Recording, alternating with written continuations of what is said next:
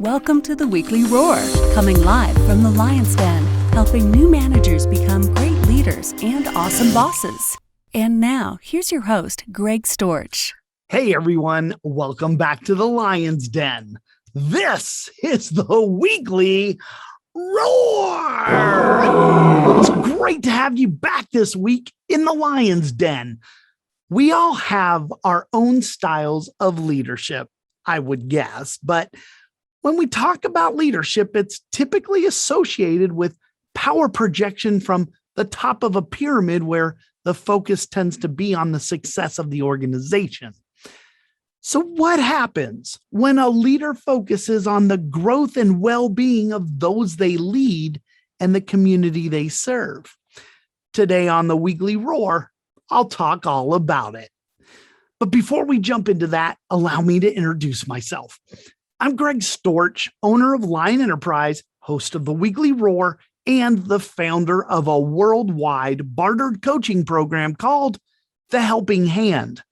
I'm a certified professional leadership coach and a certified leadership speaker and trainer. And as a friendly reminder, you can find all of my video resources on my website at lion-enterprise.com. Just look for the Lion's Pride Library and check them all out. Okay, everyone, let's talk about the leader who serves others.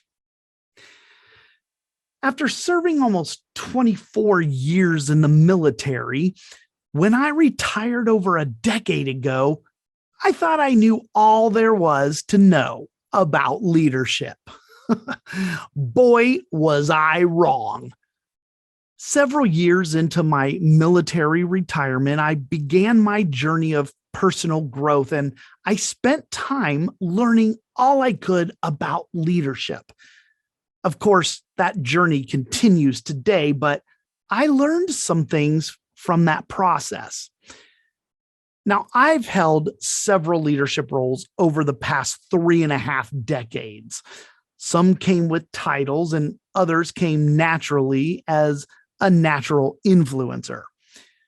Regardless of the role, if you were to ask those I was leading, I believe a majority of them would tell you that they thought I was one of the best leaders that they had ever worked for. I've received instant messages, emails, and posts on social media from former employees who shared the same sentiment about my leadership abilities and wanted to thank me for the positive influence I made in their lives. Now, let me share a story with you from when I was the program manager in Washington, D.C., overseeing 12 managers and a staff of over 160 contractors. The IT industry where I came from, at least in Washington, D.C., is what I would call a transient population. The reason why is because there's plenty of jobs for IT professionals to hold in Washington, D.C. So if they don't like their current situations, they just shift quite easily to another contract. Because of that, IT contracts tend to have higher turnover rates. Now, while my contract had turnover, it was lower than the average across the federal agencies. Now, in the contracting world, when you work for a company that's focused more on the bottom line than the people who contribute to it, keeping vacancies filled is critical to them. Here's why. Contracting companies are awarded so many positions to execute the work and so many hours to do it in. If they've bid, say, 100 people to be able to deliver the services requested at, say, 2,000 hours per year each, then it's important that those positions are filled so they can bill for those hours. Well, contracting companies can invoice against positions who aren't charging against the hours that they've been given. Make sense? Here's an easier way to explain it. If there's a vacancy on the contract, the company is losing money. Okay, so because of this issue, we would use staffing agencies to help us quickly fill our vacancies. Now, I used an IT staffing company called Apex, and they agreed to place people on the contract for 90 days with an option to go full time after that period was over. It was kind of like taking a test drive with a new car. Well, most of the time, we would convert those temp positions into permanent positions. But sometimes, for different reasons, we weren't always able to do that. Now, one day I was told by the staffing manager that I worked with that they started to get people requesting to be placed on my contract so they could work with me. I had developed a reputation for creating a great work culture. He even told me one time that those who left after their 90-day period was over, they ended up coming back to him to request placement back on the contract again as soon as possible. Well, after I left the contract due to my promotion, I was later told by the senior managing director of the staffing agency that, in his opinion, my passion to develop leaders came naturally to me. It was clearly evident that is a skill I possess in a major way while he worked with me. And he went on to tell me that you don't see a culture like the one I created very often. And in all honesty, he said that he tries to mirror that culture on his own teams. Wow, that's really powerful. Now, that's just one story of my leadership success as I define it, but I could share several more that span decades. So that got me reflecting on my leadership recipe for success. What exactly was it that made people like working for me? Why would they contact me years later to thank me for the experience and the positive impact I made on them and their lives? To be honest with you, it was quite humbling, but at the same time, it made me curious. And so during my leadership growth journey, I discovered the secret to my success. I'd never really put a label on my leadership style. All I knew was that I loved leading others towards the achievement of a common goal and vision. But about 10 years ago, I discovered that I was a servant leader. And I honestly believe that this is the secret to my success. Servant leadership is a timeless concept. It dates back to the early history of mankind, but the phrase itself was made popular about the time that I was going into kindergarten. A man by the name of Robert Greenleaf had published an essay titled "The Servant as a Leader" back in 1970. He described servant leadership as beginning with the natural feeling that we want to serve, and to serve first and foremost. He went on to draw a distinction between those who are leaders first and those who are servants first, claiming that they were two very distinct and separate types at each end of the leadership spectrum. The differences are seen when care is taken by the servant first because they make sure to meet the highest priority needs of others. The success of a servant leader is measured in the personal growth of those they lead. While they're being led, are they healthier? Are they smarter, freer, more autonomous than they were before? And probably most importantly, are they likely to become servant leaders themselves? Robert Greenleaf went on to become the founder of the Greenleaf Center for Servant Leadership in Atlanta. So, as I speak today about the importance of servant leadership to our leadership success, I'm defining servant leadership like this. A servant leader's primary focus is on the growth and well-being of those they lead. They share their power, put the needs of others first, and help others develop and reach their full potential. Now, I'm sure we've all seen the traditional leadership hierarchy in the form of a triangle, right? Where the leader is at the top of the pinpoint of the triangle and everyone else is underneath them. Well, servant leadership turns that pyramid upside down and they serve the people above them. Here's what I believe. When we focus on the primary needs of others, treat them like human beings instead of assets, and consider the humanness of business, people rise to the occasion.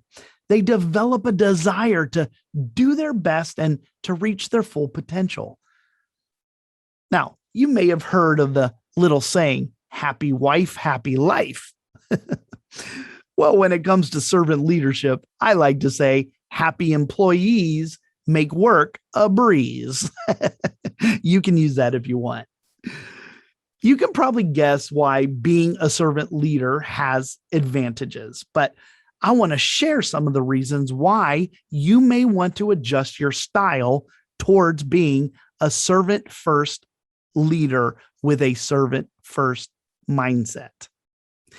For me, probably one of the most important reasons to be a servant leader is because when we place others first, it helps us to build relationships that are built on a deeper level of trust. Now, you probably remember that just a few weeks ago, I spoke about the important role that trust plays in our success as leaders. Well, being a servant leader is just another way to help you do that, build trust. Another reason why servant leadership contributes to our leadership success is because it encourages innovation, curiosity, and creativity amongst those we lead. I'm pretty sure there are plenty of studies on how people perform when they feel that their needs are either being met or not met. In one of my very first classes in management in college, we learned about Maslow's hierarchy of needs and how we can use that to help motivate others. In basic terms, focusing on taking care of others' priority needs creates a feeling of joy and happiness. When people experience those types of feelings, they're unblocked from allowing their creative juices to flow. Now, how about this one? If you truly want to serve your customers, serve your people first. When we serve our people first, we actually are serving our customers. Think about it. What type of service do you think your employees will provide to their customers when they feel seen and heard and served? Exactly. The pride they feel in their work translates directly into their service delivery and beyond. Servant leadership is a workforce multiplier. Now, by now, you might be wondering that if servant leadership has all of these wonderful benefits to it, why aren't our leaders practicing it more? If you are thinking that, that's a really good question to ask. One of the biggest problems is that servant leadership is time consuming.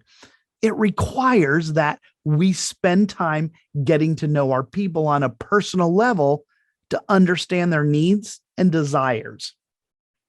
We can't serve them unless we know them. Servant leaders are connectors, and it just takes time to connect with others. In today's fast-paced world, leaders just aren't spending their time doing that. Now, I alluded to this last week when I spoke about the leadership trait of empathy. But another reason why some leaders don't bother with being a servant leader is because they feel it's a sign of weakness. If If you think about it, this is probably a main reason for not doing it. Companies want results in months or quarters, and frankly, servant leadership takes up a lot of time. Leaders have to make the choice where to spend that time.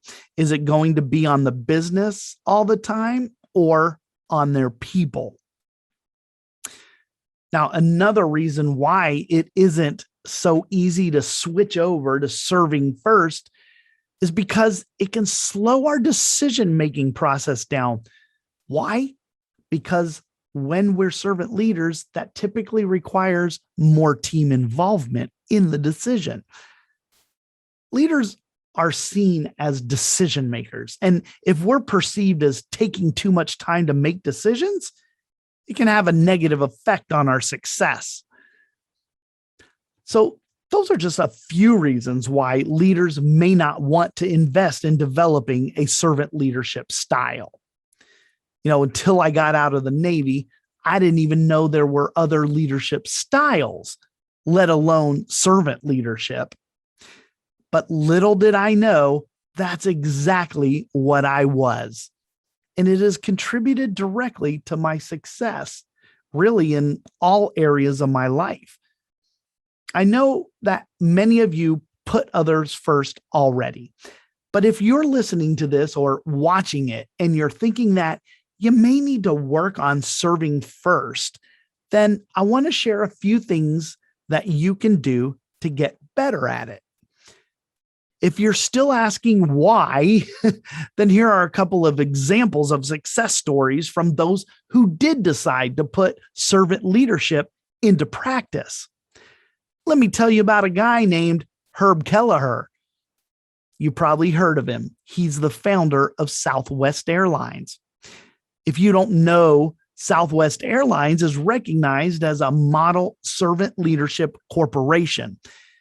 Herb Kelleher's philosophy of putting employees first produced a highly engaged workforce and more than 35 years of profitability in a highly turbulent industry where profitability was not consistent. That record is unheard of amongst the airlines. After working in public companies that followed a traditional power model where the focus was always on quarterly numbers, a man by the name of Art Barter decided to head his tactical communications equipment company as a servant leader. Art's results were phenomenal. In just 6 short years, his company's revenue grew from $10 million to $200 million.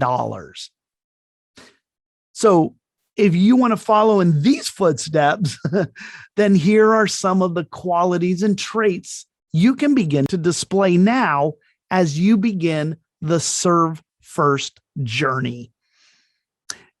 If you don't know your people, then you won't know their concerns or their desires.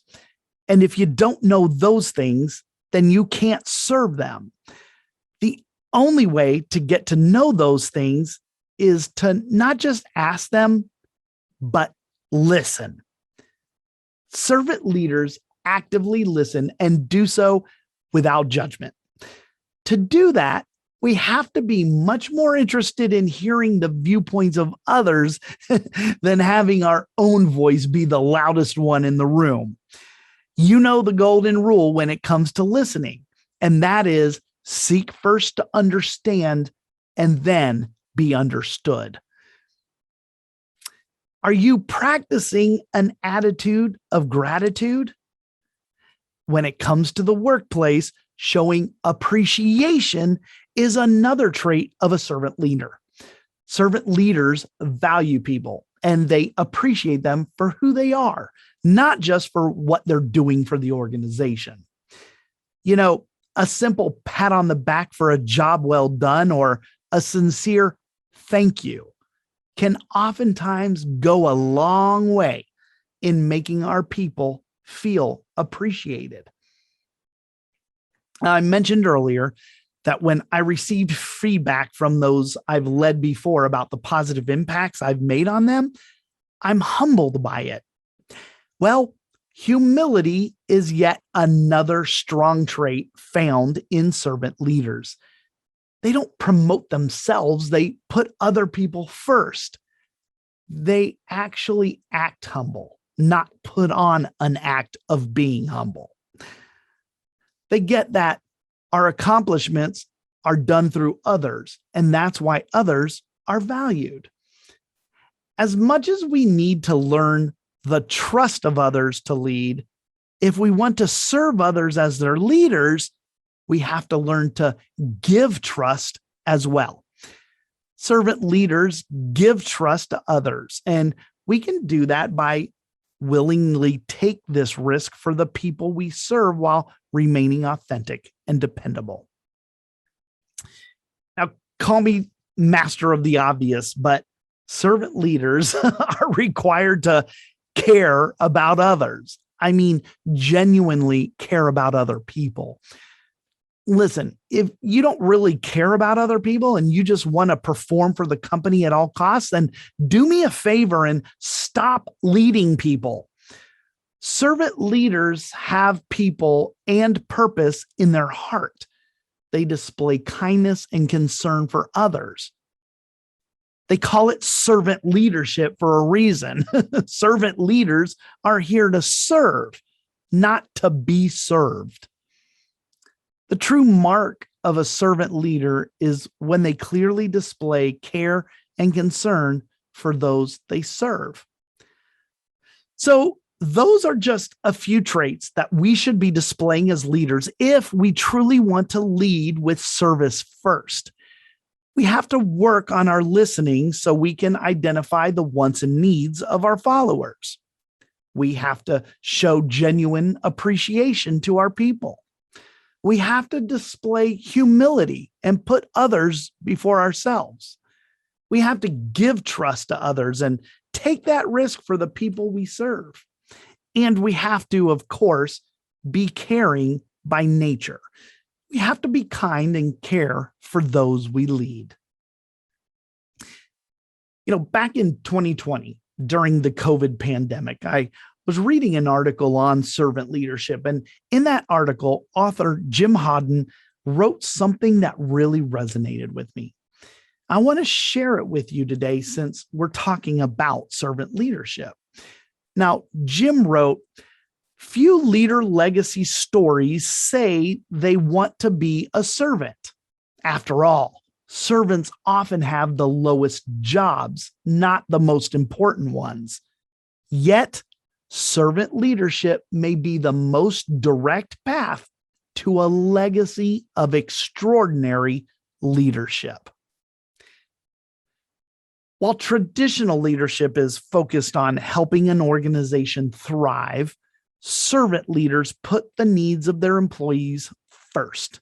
They focus on developing individuals who perform their best. It's important because it creates a nurturing environment where people feel like they're heard, appreciated, that they're seen and respected. It helps businesses build stronger work cultures that have high employee morale and engagement and low attrition. From my own personal experience, I can tell you the power of servant leadership is unmatched when it comes to achieving unexpected outcomes and success for all involved. So I want to leave you today with these words from Ralph Waldo Emerson as it relates to servant leadership. He said, "It is one of the most beautiful compensations of life that no man can sincerely try to help another without helping himself. Serve, and thou shalt be served." Whew, that is going to do it for me today. And I want to thank you for supporting me and joining me today in the Lion's Den. Now, if you want to keep running to the roar, then join me again next week. All you have to do is just come on back to the Lion's Den next Wednesday at 11 a.m. Eastern Time. Thanks again for supporting me and watching the Weekly Roar today. I appreciate you. And until we meet again next Wednesday, remember, be powerful, but stay poised, just like a lion. Bye, everybody. Thanks for watching the Weekly Roar live event at lionenterprise.com. If you enjoyed this video, please tell others to join us each week here in the Lion's Den. Thanks again, and see you next week.